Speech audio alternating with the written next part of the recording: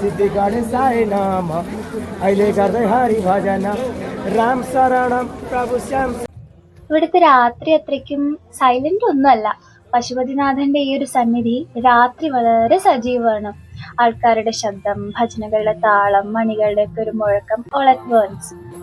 And lights everywhere, flames dancing in the dark, and animals moving freely as if they belong here because they do. Bagmati നദിക്കരയില് ആരാധനയും ജീവിതവും എല്ലാം അങ്ങനെ ഒന്നായിട്ട് കലരാണ്.